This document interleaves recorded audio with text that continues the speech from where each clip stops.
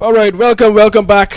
Under the rug, my light-skinned brethren has returned. Gail, just 3 weeks in a row, Gail. Easy, on a roll. easy. Let me stop before you disappear again. Let me don't You don't put it out there like that.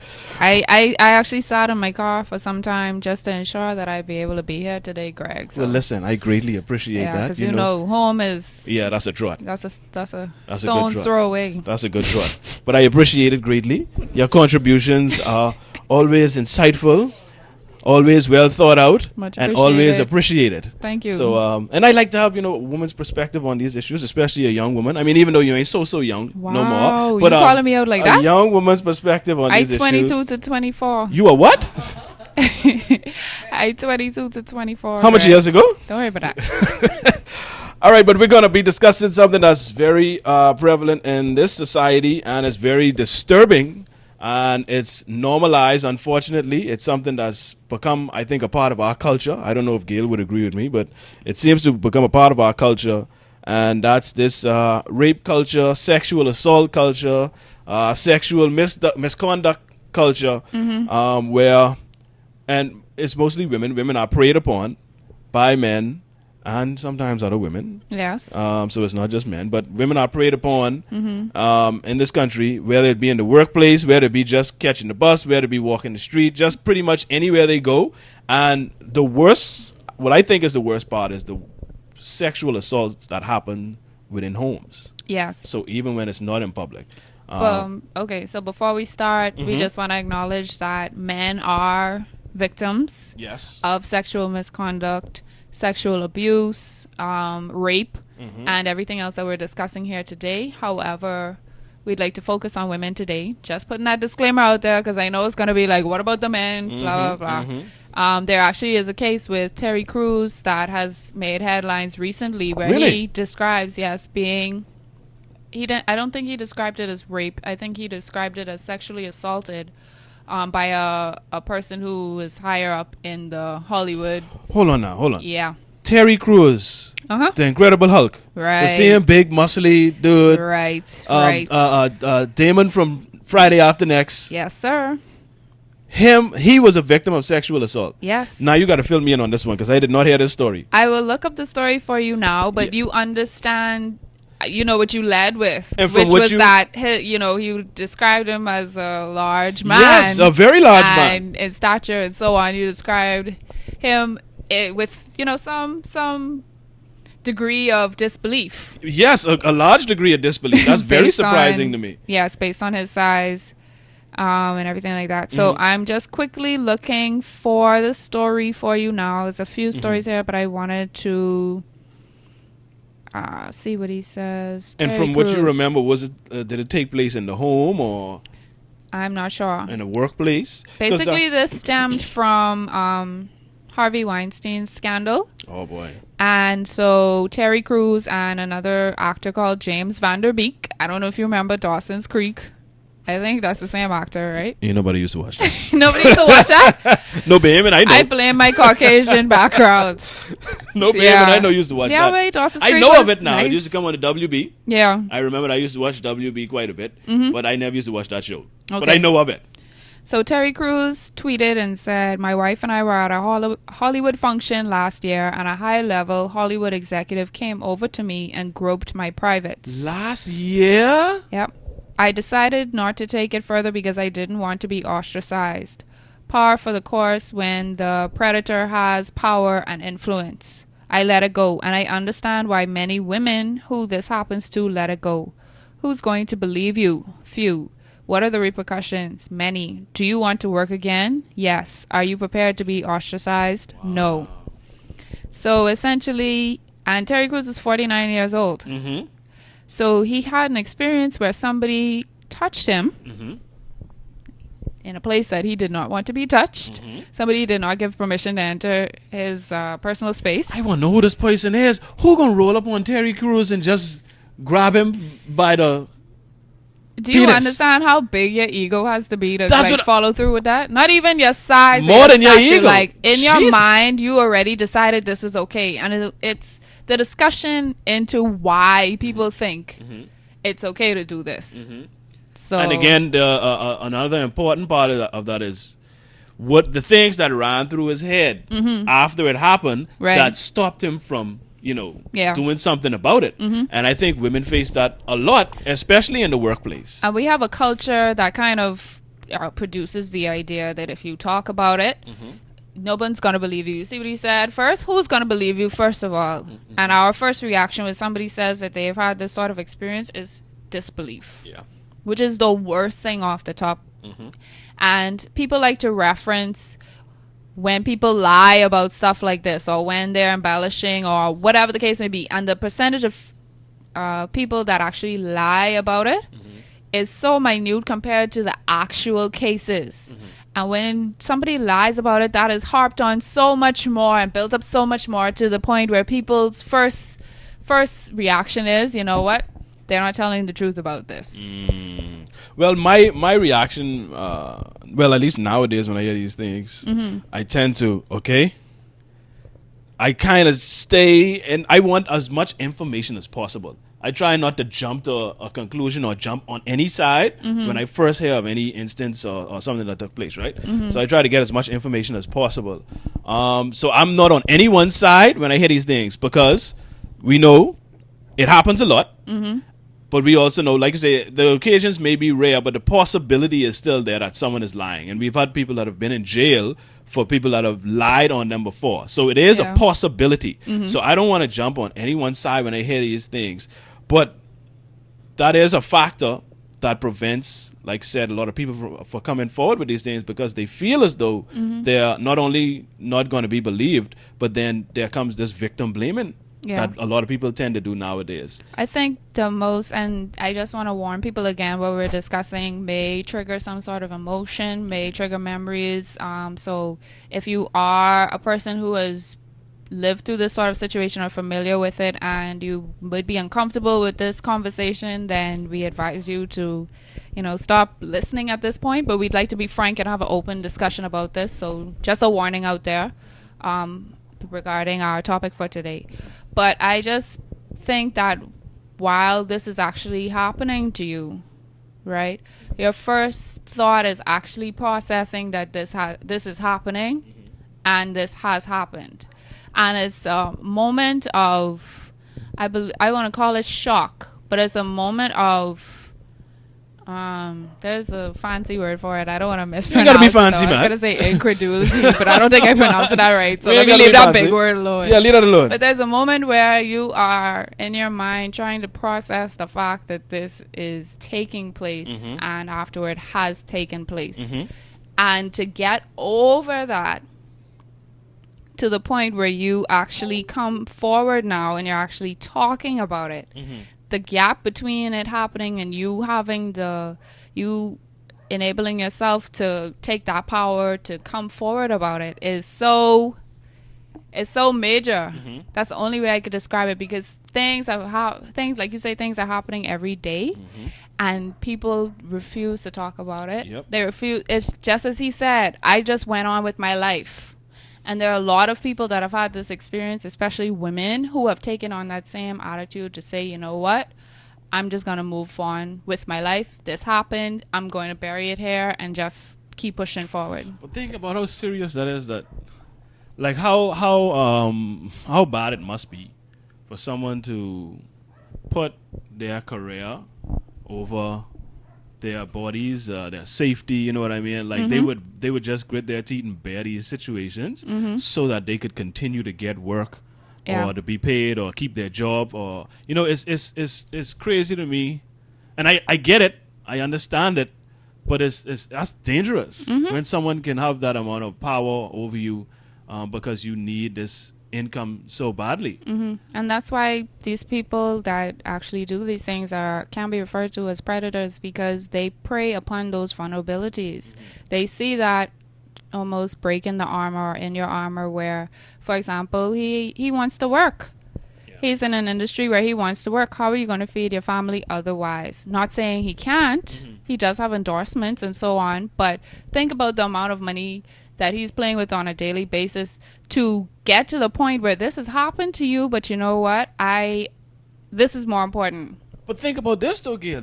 We talking about Terry Crews, and you said last year, meaning he was already crazily successful at this point. Right. Lots of big movies. I think He's not hit an up and shows. yeah, you're He right. has money. He has great gigs, and he's still thinking about these things. This is a year ago. This isn't Terry Crews on the come up. Yeah. This is after he's already hit, like, well, I don't want to call it his peak, Yeah. but he's at a very high point. Yeah. And these are the things that are running through his head. So And- imagine the secretary that just has this job in the office. Yeah, and it's very, very real. And it also makes you wonder, like, the conversations he must have had within his own mind to justify him, not justify, but to prevent him from reporting the incident.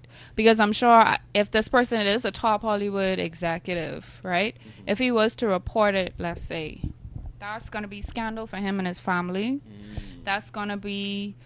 this person most likely will be a your word against mine situation, which is very common. He would have to prove some way. Usually, the burden of proof, we ask for the victim to prove that this has happened, right? Go ahead. Sorry. Yeah, but what I'm saying is, like, if there are no cameras rolling, let's say, or there's no record of the incident in some recorded device kind of way, you are now left with he said, she said, unless there were witnesses or whatever. So he probably thought about that. He may have lost endorsements.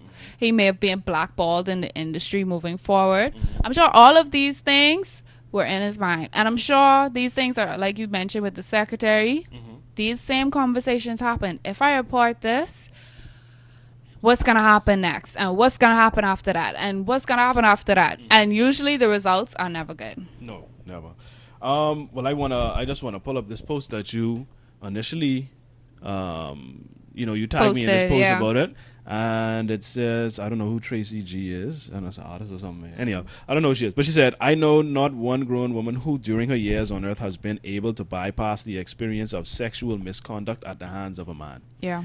And And then the moment when I consider that the majority of them have had these kinds of experiences, and this is trauma. yeah, it is. This is literally psychological trauma. I'm not even talking about the physical aspects of it. This is mental and emotional trauma that women in the post women deal with.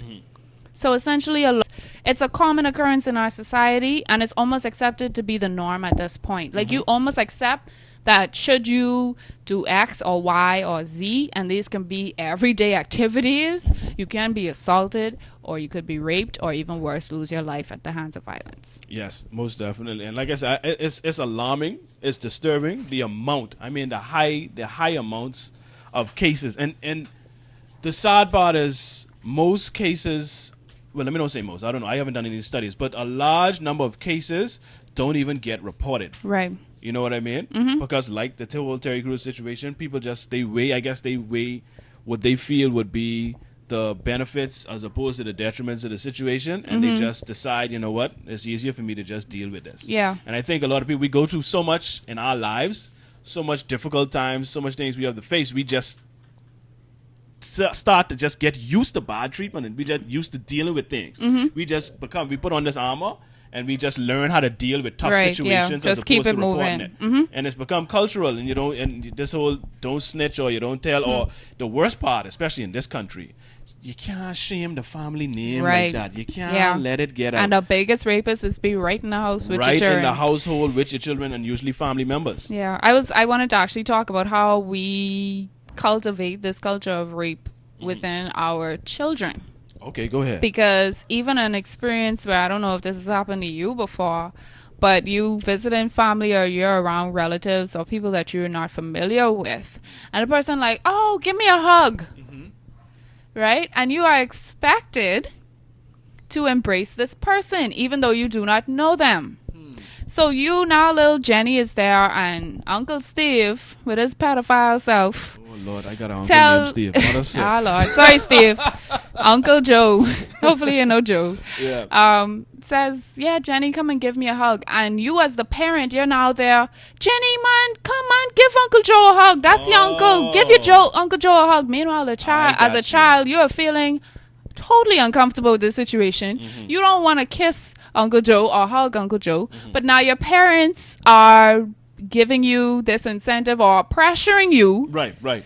to complete this act. And so now you start to get comfortable with doing things that make you uncomfortable with people in your space and actions. That's a very good point, because that does happen. It's very common. Because it's they make it seem as though you're being rude. Right. But you You're don't being owe nobody rude. a hug. And then when you have teenage girls now again coming up, and when boys are touching them or interacting with them, I remember in school, if you were uncomfortable with being touched by a boy, you were laughed at. Right? But if a boy is touching you and you're uncomfortable with it, and then you just remember, oh, well, he just wants a hug, or he just wants a touch.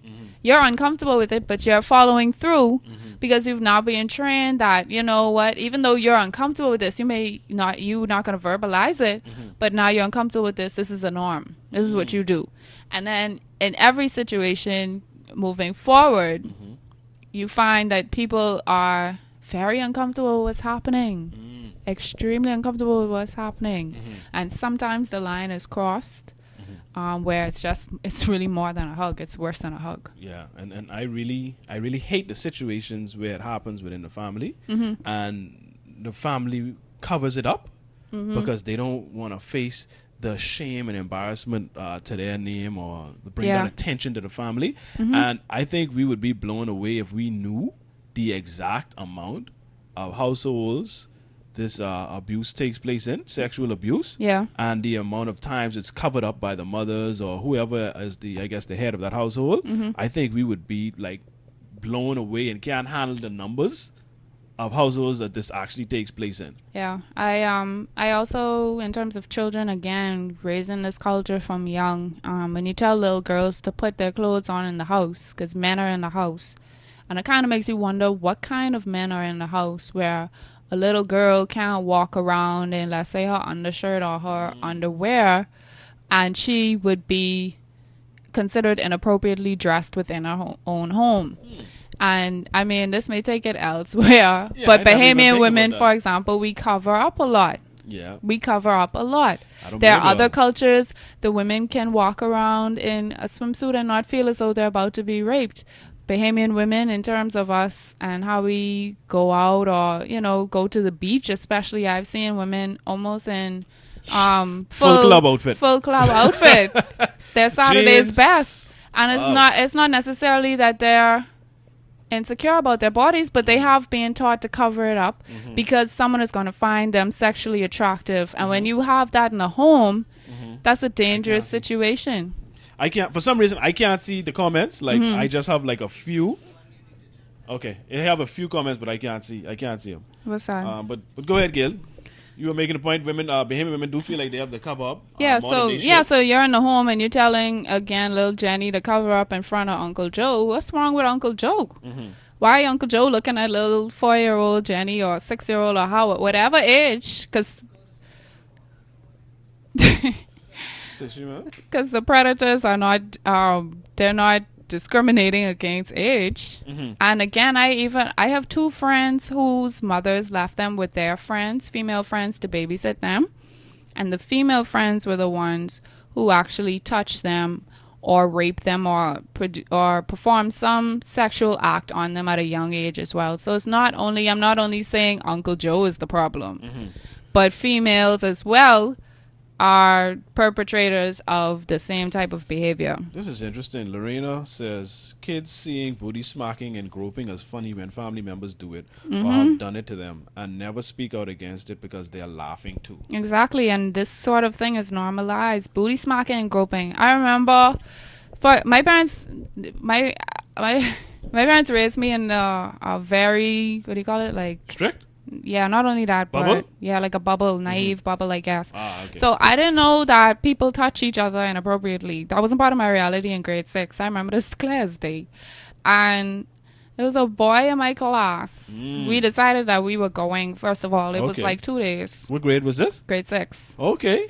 Go on there. Early. Yeah, I know, right? So that's the first thing. Right. What is going? I don't know. Anyway, when you're 6, that's a big thing. So he decided that he was going to palm me. Now, keeping in mind, he's palm gals. That's what he used to do. And for those that don't know, for those listeners that may not know what palm is, Yeah, palm that's is a when you full- place your hand on a the woman's buttocks, hip. Her yeah. buttocks, you grope a woman Right. by the buttocks. Or a man. Don't have to be a That's woman. true. You touch someone's behind. That's what palm is. Yes. So like in the NBA, that's what they do all the time. Palm each other. Wow. Right? Yes. Yeah. Okay. So go ahead. Sorry. So anyway, yeah, so he decided he was going to palm me, and I was hot. I was mad because this sort of So thing this was was just not out the part of blue. my this was not part of my reality at the time.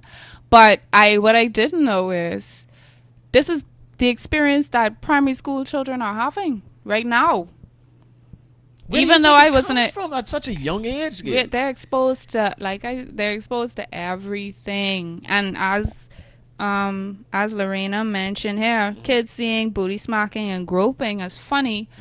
The shows that you're watching with children in the room, the conversations that you're having with your kids in the room, the people that you're interacting with, all of these things can influence children. Like she said, they see this sort of behavior and it's accepted as the norm. I've seen young children exhibit this form of behavior. It's encouraged and accepted as a norm. And then all of a sudden, she too fast and she too fresh. Oh, yeah, there we go. Right? Yeah. When in actuality, she may even be the victim of predators or pedophilia. And that's the same victim blaming that we were speaking of. Yeah. They often, it's disturbing to me how often and how quickly people jump to, well, what'd she do? Or what was she wearing? What was she wearing? Right. Yes. There's this immediate, they immediately assume that this girl is promiscuous in some way, or just, exposing herself, or just, making herself available for these things to happen. Which may not be the case. And in most cases, isn't the case. But for some reason, we automatically, and I'm saying we just saying generally as a society, people just automatically go to this.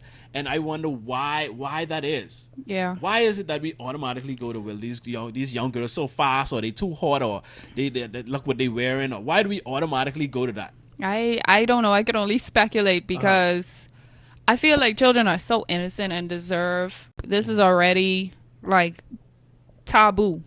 You notice in our views today, we ain't being ratchet. We actually talking sense today, and we had like 29, 30 views. Sprinkle a little bit of ratchet in there. So it's just this whole thing about pushing it under the rug. Yeah, of course. No pun intended. Because people don't like to discuss these issues, and the reason why I started this show was for this very purpose. Is because we only like to deal with things on a surface level. We tend not to deal with the actual issues at the root.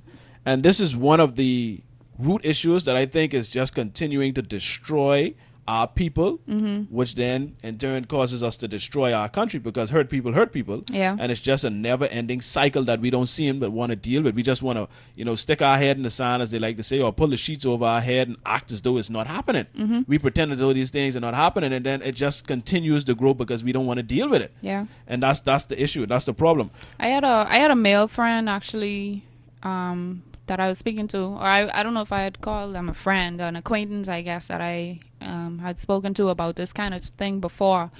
And he described a cousin being the one to take advantage of him in some way. He's not even sure what transpired. Male cousin? Or? Yeah, a male Okay. cousin, and he was a young boy. And then when we see people acting out from these kind of situations, I've seen where an uncle had said, oh, something is wrong with him. Talking about a young boy, right? Who had a traumatic experience, and now he's being labeled as sissy, or he like man, or whatever the case. Now, I'm not knocking homosexual people. That's not what I'm getting at. What I'm saying is he experienced this trauma. He was acting out in certain ways, and now he's being stigmatized or given the label as a sissy. And now he's moving through his life, and without dealing with that, you can become so separated from who you actually are when you deal with that, when you don't deal with that kind of trauma. And so he may not have had these actions, or he may not have had these, the way he spoke and the way he carried himself and stuff like that prior to the incident. The incident happened, behavior changes occurred, but he was called out as a sissy for that. Even though they don't know that took place, Right. because these behavioral changes occurred, he was then stigmatized as a sissy. Well, that speaks to a deep issue that we have, right? We are so judgmental in this country, and I think it's because we have a low level of self-esteem, a low level of self-worth, that we tend to gain validation. We gain some good feelings off of insulting or putting other people down because it makes us feel bigger and better. And I think a lot of people end up doing that because of our insecure levels, and it's so high. And I think it's just a cycle where we just continue to abuse our children, make them insecure, and then it's just a continuing cycle. Yeah. And so rather than find out why or what happened to him, the first thing is, I got to call him a name. Yeah. I got to call him a sissy or something wrong with him.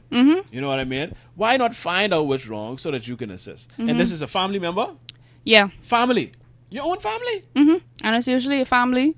You also got to look at, I've seen situations where young boys were taken under the wing of like an older male, or perhaps an older male relative, with the effort of grooming them into a specific type of lifestyle, which would usually be a homosexual lifestyle. Hold on now. Yep.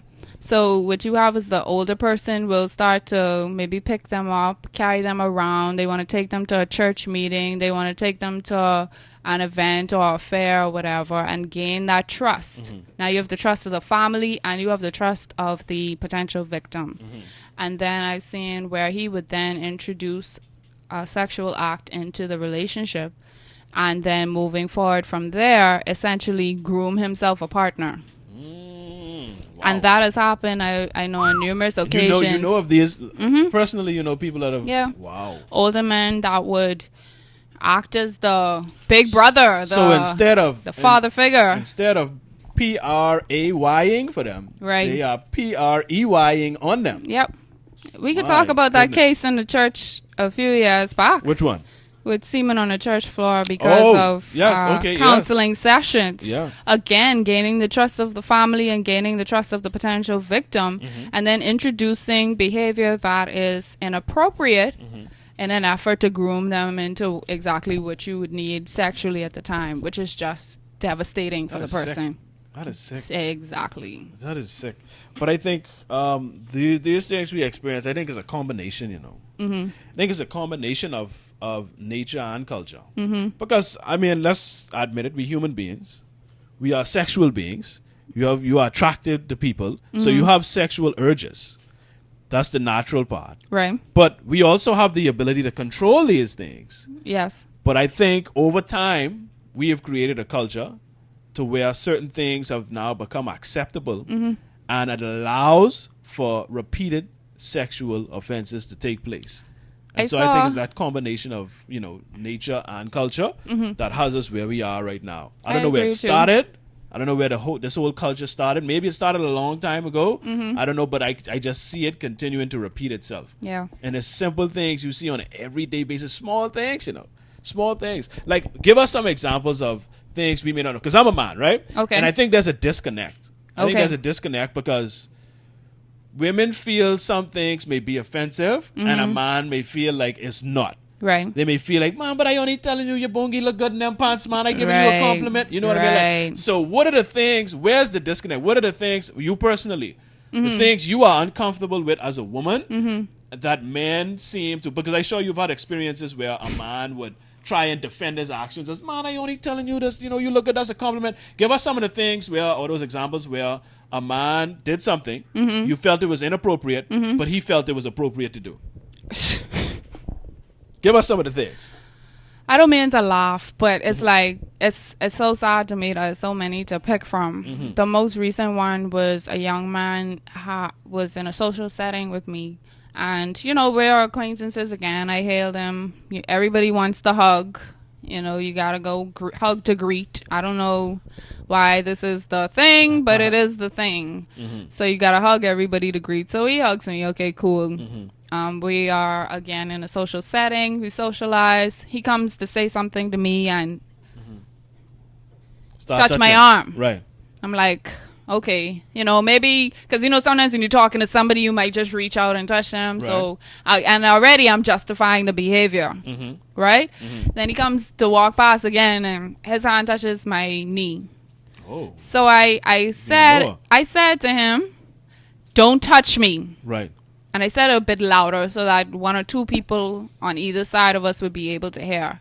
And I don't usually, it depends on the situation. I may try to deal with it more subtly, or I may deal with it like that in a manner that would let you know I'm serious about it. Right?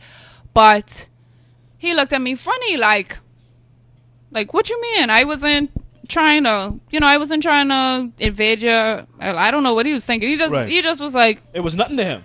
Yeah, he was like, why are you freaking out? Like that, right, exactly. Why are you freaking out? And I didn't say anything further. I just looked at him until he moved away. But it took me a long while to get to the point where somebody would invade your space and you would deal with it on that level. And most times women, that is where the real abuse and attack takes place. Right. Because now you're starting to defend yourself. What right do you have to defend yourself against me? Wow. I am the authority in this situation. So now that's when they start talking about your why this and you think that and all your family and all your parts and what under this and that and all that stuff. And a lot of women deal with that level of abuse, assaults, whatever you call it. A lot of women deal with that level of misconduct every single day because this man could embarrass you, say these things about you, say all these unnecessary words about you. 2, or that's level 1, or level 5, where he takes your life. And I've seen the stories are becoming more and more frequent, especially online, but they have existed for a long time where men are so afraid of rejection, or they're unable to handle rejection to the point that if a woman rejects them, they feel as though taking her life is an okay option. So with they feel it's ownership over a woman's body. Definitely. Wow. It's ownership and it's power. And a lot of people that do these acts probably feel as though they're not respected. They may have insecurities. They have self-esteem issues. They have past trauma that they haven't dealt with. Essentially, is exerting power over another human being. And that is a very, very dangerous space to be in.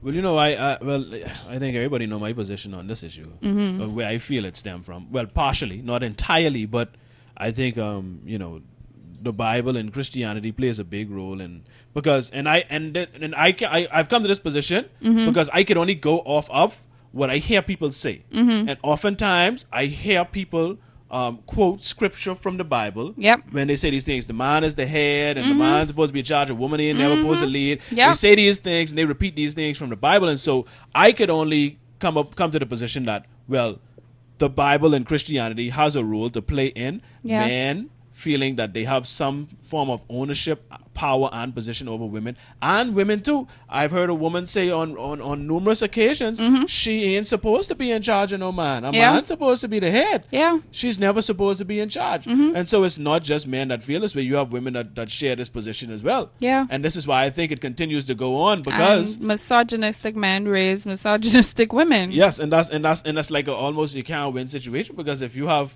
a great number of men on that side, and then you have a decent number of women also on that side, that only leaves a small amount to fight this battle. Yeah, and when you teach your young girls, you're supposed to listen to a man is the authority, a man is the head. Not saying that you should disrespect anybody, but then she comes out of that situation with those same ideas.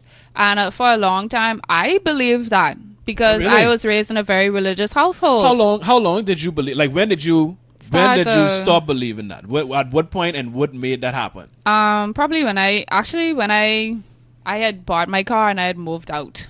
Oh. So when you got some sense of independence? Yeah, when I was introduced to like other systems and other exposure. Yeah, exposure. Yeah. Then I realized there's another idea out there that could suggest that I don't have to be a slave. But essentially in the home, man is head of the household. You listen, you do this, you do that. My father used to say, this is my house and everything therein belongs to me. Oh, wow. Everything belongs to him. Belongs to him. Including the wife. Including the wife and the children. Whoa. That's so, dangerous. yes. That's very And dangerous. so when you have people that are Bible thumping, again, we live in a society. I remember it was a big thing when we had a woman priest ordained in our church. That was a big topic. Really? Oh, yeah. Mixed, a woman was it priest. mixed or more on one side than the other? It was on women and men on both sides.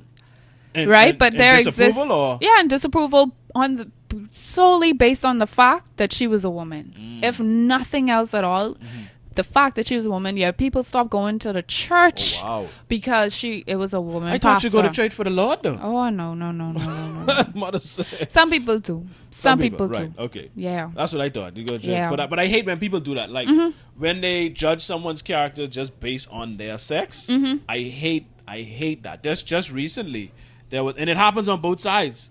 I mean, I know you said we want to focus on women, but Yeah. I think it's a problem on both sides, and this is why our society doesn't advance. It's because we create this divide, and you have to pick a side, and we just keep battling forever and ever. Yeah. And there was in a particular WhatsApp group that I'm in, the discussion came about women leadership in politics and stuff like that. Oh gosh, that the Punch printed the thing saying that I think that's probably right what at the sparked it, maybe. Brave Davis had a breakfast.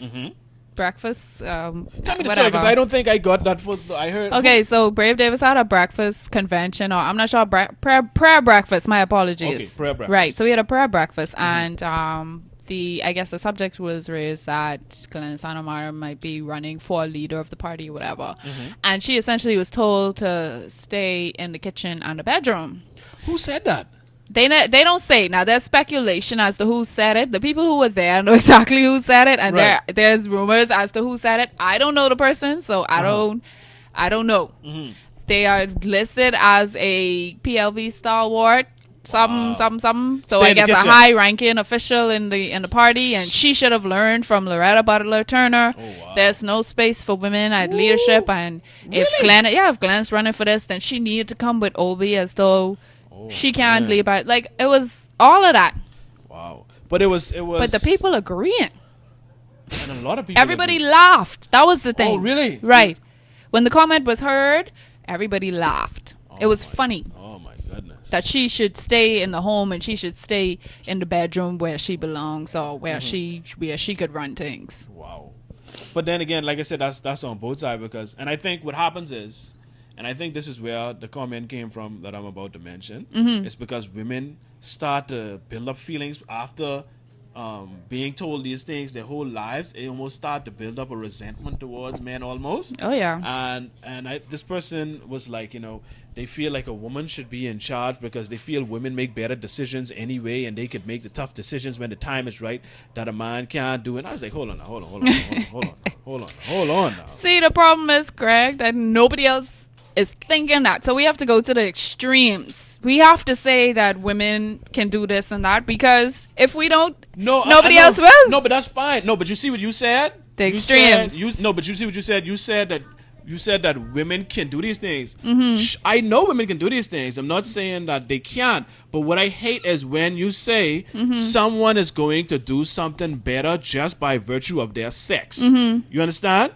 No qualification, no nothing, not taking anything else into consideration. Just the fact that this person is a man or a woman, that they would be able to do a better job just based off of that. Right. That's what I have a problem with on both sides. Yeah. And both sides are guilty of doing that. And I think more so it's been men for so long saying these types of things, and now you see women now reacting to that with the same kind of energy. Yes, You know agreed. what I mean? Yeah. And that's not going to work, because it just creates a bigger divide.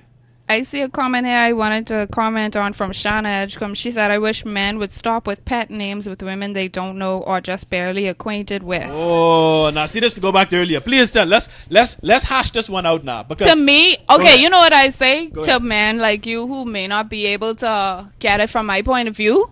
As a straight man or a heterosexual male, anything you don't want another male saying to you, don't say it to a woman you're unfamiliar with or you don't have that relationship with. So if you're uncomfortable with another man coming up to you, say, yeah, man, Greg, what's going on? You got them cookies, baby? Don't say it to a woman you don't know. In the office, people are calling you. Yes, in the office, people calling you baby, honey, sweetie.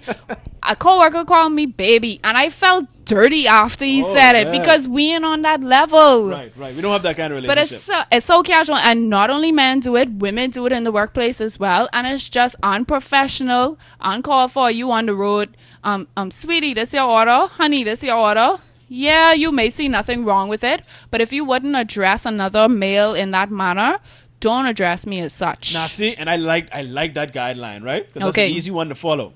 But now here's, I got to be devil's advocate to a degree, right? Because, no, you have certain situations. Let me sip my coffee. Let me give you an example. Y'all who wonder why I wear shades, so you could wonder why I'm wearing shades. Go on, sorry. We went to New Orleans. NOLA. Went to this restaurant.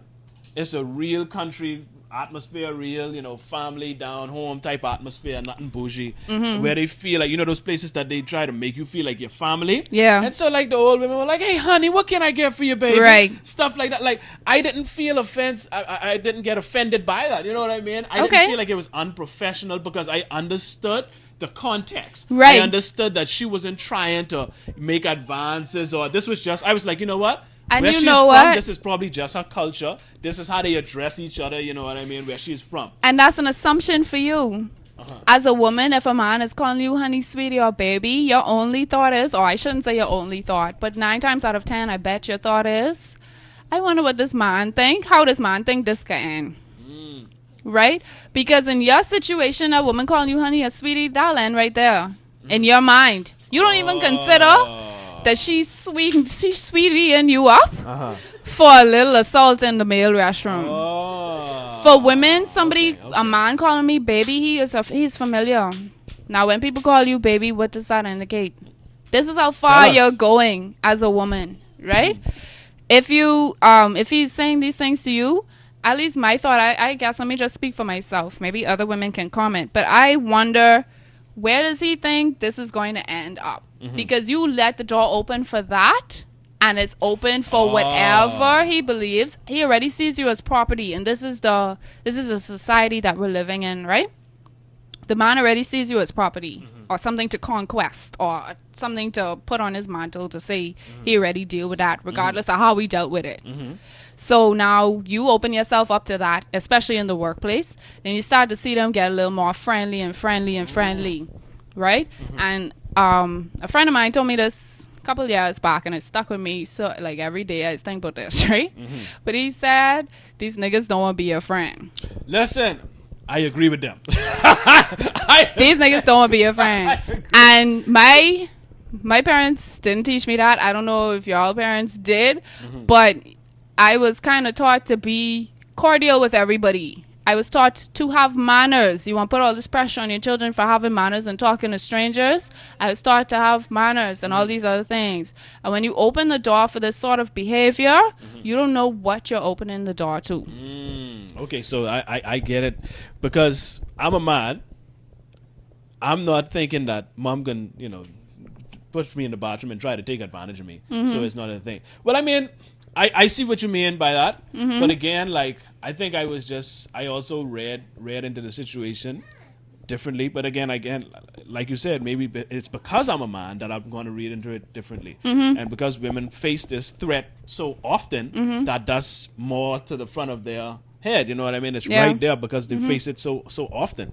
That's interesting. I didn't look at it like that. Yeah. So none of these, give us to it. Don't call no pet names. No pet name. If you're not on that level with the person, or mom, sir, excuse me, whatever. Avoid the pet names. Avoid the little touches, the little snide, sneak, whatever touches on. Don't touch nobody. Again, if you don't want a man doing this to you, if you're a heterosexual male, don't do it to nobody else. That's a good guideline, And you want to touch a gal butt? Yes. Go touch an next one butt and then come back. And what's so funny? And now a lot of men are hypocrites, right? Well, a lot of people in general are hypocrites. But I see a lot of men, the same things they do, and it's just on the same guideline that you just said. The same treatment that they give to women, if a man was to do it to them, big fight. Yeah. He got it dead. Mhm. I got to kill him. I Right. don't go that way, boss. Right. But this is this exact same kind of treatment that they give to women. You know, a lot of times too, what it is, we have a lot of repressed homosexuals in our society as well. Explain to me what that is. Basically, you are unable or unwilling at the time to admit that you are homosexual or you have sexual feelings or attracted toward a man as a man. And a lot of situations I've seen is also where this repressed sexuality expresses itself as violence toward women. Now, why is that? The chances are I will say based on like frame size or maybe strength or whatever power you feel you can exert over somebody, women are usually the victim based on our structure, our anatomy. It is what it is. We are usually smaller than men. We don't have as much strength, etc. So instead of pursuing a relationship with somebody that's ostracized by society, they may choose to take that out and exert that power on a female instead. So I find like I know one or two women who have been raped by homosexuals or purported to be homosexuals or people who don't admit to it but then exert this power over them. You know, like even down to, I would say, in relationships, this whole idea of this person as your property. Yes, I hate that too. And we voted, what was the thing about marital rape? Yeah, no, it wasn't no vote. That gone dead. They tried to bring it up. I think Loretta Butler Turner was trying to, get it put in place to where we would have marital rape, and that got. Do you know how many men were like, a man can't rape his wife? Yes. How many were still like that? Well, still, yes. Yes, still like the that. amount of men and some women that by nature of your marriage, which means I paid for you, I went to the altar for this. I have a receipt. I have the papers for you. That means when I'm ready to have sex, regardless of whether you're ready or not, this is going to be happening. And nobody saw, well, I shouldn't say nobody, that's an exaggeration. Right. But people were agreeing with that. Most people that I heard were agreeing with that. And again, goes right back to this whole Bible thing. Yeah. Because this is what the Bible teach you. And they say, and I heard them say, to become one, how you could rape yourself. Wow. I literally heard. What? I literally heard multiple people say that when you get married, two people become one and you can't rape yourself. Wow. Real talk. That's insane. Real talk. That is insane. But this is what the Christians were saying, and they got it from the Bible. That's what they were saying. You can't rape yourself. So Mr. Cap, everything cool, Mr. Cap. What happened? Everything cool. Then just go How on. come I can't see the rest of these Don't worry about comments, it. You man? need I to want to see see it. some of these comments. Don't worry about it. I sweat. Don't worry that about sound it. like something I want to read. No, everything cool. Why are you trying to hide that comment, Gail? No, because I won't pull no scene and you pulling scene. Talk What's about it? the two become What did the one. comment say?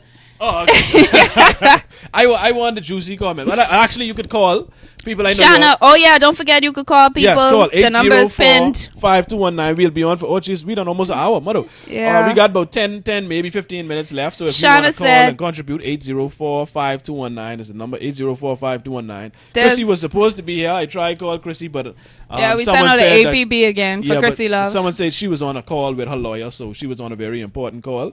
So we couldn't get her on. So the phone is available for you to call if you want to contribute. Go ahead, Gail. You want to read something just now? No, I was looking for Shauna's comment again. She said, let me read another one while I look for it. Shakira Forbes. Also, society believes men can be out late. He just man. But when women be out late, Yeah. she bad. Oh, wow. Well, my whole thing is on the men being out late and women being out late situation, not necessarily the reaction to it, because I haven't seen many people talk about how being bad with being out late. Maybe I'm not around enough people. I'm not saying it doesn't happen, but my thing is, again, like you explained earlier, women are more vulnerable, and so I tend to be more like, I would be more concerned about my daughter being out late as opposed to my son. Now, why is that? Because like I explained just now that you said earlier, because the woman is usually weaker, usually more No. vulnerable, usually easier to be taken advantage of. No. And because we have this high culture of rape and sexual Yes. assault, that she is a bigger target than my son. Okay, somebody calling. Let's see who we got here. We have a call. Yeah, we got a call. We're going to the call. Hello, caller. Welcome under the rug. Hello. How are I'm you? just calling. Hello? Hi. Hi. Can you hear I'm us? just calling to tell that person in the comments who keeps commenting relentlessly on Gail Shade. Just tell them don't watch nothing. Someone commenting on your shades. Yeah, it's a big one. You got a hate it. Yeah, I don't know. I don't think Lord. it's just a situation that doesn't. It's too much attention now. Don't worry about it. Oh, Lord. Any other comments on the? Lord, she gonna hang up. That's all she called to say. Mother sick. But if you want to contribute to the topic, please call 8045-219. Yeah, 8045-219. you don't want your daughter to go out because Yes. there's such a high culture of rape and misogyny in our society where a man could feel he have access to your child. Yes, yes. And at the end that I don't want it, but I just said I would be more concerned if my son and my daughter was out, like they went to two different places, but they out around the same time. Like my mind would automatically be on my daughter a bit more. You know what I mean? And that's the culture we've developed. Yes, unfortunately, that's just the reality of it. Yeah. You know what I mean? And it's just people can't seem to control their sexual urges. Yeah, I wanna and as we speak about this also, I want to shout out Aaron Gay of Link Bahamas because we had a podcast on this a couple months back as well. Yeah, what happened? And What happened to your show, man? We ended up, don't worry, we Aaron, we can take care of that. Don't worry about that. But we had spoken about date rape. And this idea, for example, a man thinks that he buys you a conch snack or he takes you over the bridge and he's supposed to immediately have access to what you have between your legs. Oh, and there are actually videos. I don't know if you saw it, right? But there's this video with a guy and a girl out to dinner. Yeah. And he bought her dinner or whatever. They went out, and she was like, "Oh, it's not a date." And he like he went off. Yep. Blew a gasket. And it was like, oh, so this isn't a date. Yeah. So you could just sit here, eat this food that I paying for, got all your breasts out, and you could come here and tell me that this, like he felt some sort of ownership because he took her to a fancy restaurant. Yep. He paid for it. She had a bit of a cleavage showing. Yeah. And so he automatically assumed, well, look, yeah, we on a date. This mine's.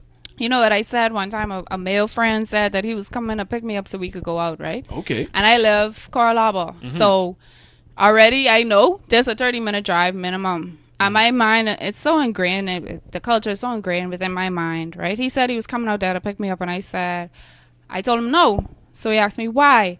And I said, you're not driving out here to watch TV, kind of way. And he laughed. And when he laughed, that really let me know that I wasn't far off with that thought about those comments. Right. That he was actually willing, or he actually thought, I'm going to be driving this distance. So at the end of the evening, she better be working it out. Wow. Just for a drive, Wow. This ain't even like a Thai snack. Well, we have another caller. Welcome under the rug, caller. Yeah. How y'all doing? Wonderful. Hi. How about you? Good. Yes, ma'am. Go ahead. So we get people who have a lack of impulse control, a lack of self-control, a lack of personal discipline, and a lack of emotional intelligence, operating in an environment we could call rape culture, right? So people with low impulse control who already believe that women are property. Right. But it's not just there that people are making poor decisions, right? You look at their behavior on the road. They have no respect for boundaries. Man, listen. You in my head. I say that all the time. Yep. You can tell a nation by how they drive. Right? We look at our bodies, look at the weight statistics in the country. We can't control the spoon. Right? When we just recently we saw the video coming out of Jamaica and the discussion around disciplining children. I think it's obvious that a bunch of people can't control themselves and they are taking out their anger on their children and the people around them, right? Yeah. Right. So it's a cultural thing, and because we think that people can be property, right? We then treat them this way. They're impulsive, towards them. We can't control ourselves. People make us angry. People make us aroused, right? And then in intimate partner violence, I'm paying for everything. You belong to me. I deserve this. We have all of these things operating. And then we have people who are in crisis, right? Like they're in economic crisis, financial crisis. You don't know what the future is going to look like. All of these things going around at the same time. And for most people, it's their participation in rape culture is like unconscious, right? Right, right. They don't realize they're doing it. They get all of these things happening to them, so they don't really have the time to take stock of their life anyway. Right. And where do you think? And you mind if I call your name? I recognize your voice. Yeah, man, you come in. All right, Aaron. So where do you think that comes from? Hi, Aaron. In your opinion, where do you think this stems from, Aaron? Where do you think this is rooted historically? Well, I mean, we could go all the way back to slavery, right? Where obviously what would have been traditional family settings and communal settings were changed, right? And then we know that the communal settings that slaves were in were designed to maintain control over them, right? We have children separated from parents, fathers separated from families, right? So we're coming out of that trauma. We're coming out of apprenticeship, and then say we go into a period like the contract, where men would have been off the island and out of the picture physically, although they may have been there economically and emotionally, right? And so, not saying that bad things happen, but men are missing from the communal and from the family setting, right? So we know that we're still trying to figure out how to live together. And then Nicolette Bethel and Dr. Chris Curry and Ian Strondos talk about all the time, that we have misconceptions about what the traditional family unit was in the Bahamas. And so maybe it is that we're trying to force this nuclear family dynamic on people who are used to extended family and communal setting, right? And parents are under more pressure. They don't have the time really to create an environment that is safe and nurturing for kids, right? All of these things piling on top of each other. I couldn't agree with you more, and I think we just continue to sweep this issue under the rug. We don't deal with it. We just go on. We pretend as though it doesn't happen. And I think, like you said, there's so many things that just come together that creates this situation that we really have to start. We have to start somewhere. At some point, we have to start dealing with it. And I think, go ahead. As I say, if we could have a conversation in a way that we name the actual perpetrators, right? Yes, yes. But that we don't shame people. Like we have to find a way to say to men, look, you guys are participating in and perpetuating this very dangerous and nasty culture that damages women and children and perpetuates damaged people without saying to them and leaving them with this idea that they are animals, right? Because we're not animals, and men are not animals. Right. We have to find a way to have the conversation and do the work without labeling men and the perpetrators and people who perpetuate rape culture as animals. Right. I agree. I think that's why we can't push the conversation forward. Yeah. Because it starts off with a war. It starts off with insults. It starts off with attacks. And when someone feels attacked, they're automatically going to defend themselves. You know? And so I think that's why I wanted Gail to list earlier when we were speaking, like, okay, what are the things that are acceptable? You know what I mean? Because some people may not be malicious with it. They may not have malicious intent, but then Gail doesn't want you to call her honey. And to the man, honey may be something like a compliment. He feels like he's doing something good, but she's receiving it in a different way. So I think, like you said, we just need to have calm conversations where we iron these things out and we have an understanding. I think that's where that divide is, and that's a dangerous divide. And we're not attempting to bridge that gap. And I think men have to step up and talk to other men, right? Yes. In ways that women, or at least I don't think men can hear women saying, but I think men have to step up and say to men, look, you got to stop this behavior. Yeah, I agree. Right? And men have to remind other men that the majority of women that they're going to interact with have already experienced sexual trauma. Yes. So you think you're a good guy, right? Like Right. there's a difference between intent and impact. Right. So your intent, you may just have intended to make me smile. Mm-hmm. And I have experienced years of sexual trauma. Mm-hmm. I may have just gone through an experience with a boyfriend that would not stop when I said no. Right. And you have no idea how I feel about men just engaging with me without my permission. Right. But it's important for men to remember, and the good men to remember, that yes, you're a good guy, but you are probably interacting with a woman that has experienced trauma. Right. And you have to treat her that way. Right. I couldn't agree with you Nice. more. Thank you so much, Aaron. That's a great Yeah, man. contribution. Thank you, Aaron. We got to have you back. Like I said, I want to discuss a lot of things with you because I think you have great contributions to make and you're very informed. And I hear you speak about cognitive dissonance a lot. And I think that's a major issue in this country that we're not even aware of. And I want to have that conversation with you because I think we can solve a lot of issues by just having that discussion and get people thinking about it. Yeah, man. So thank you again, Aaron. We appreciate the contribution. Shadow. Shadow. Later. All right. All right, so yeah, Gail, just been past the time now. Any more comments you want to read? Anything stick out to you right there?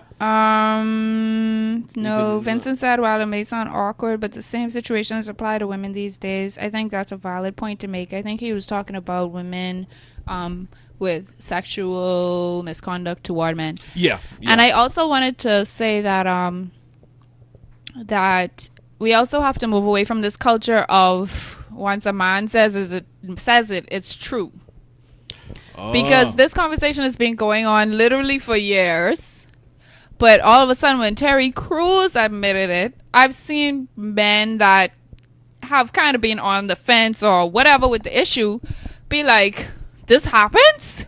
Because he said, now I see why women don't come out and say anything. We've been saying why women do not say anything for years. But you know what they say? Years. He who feels it knows it. He who feels it knows it is okay. But because Terry Crews, a man, has now expressed that he's experienced this sexual misconduct, all of a sudden, oh my goodness, rape and sexual misconduct exist?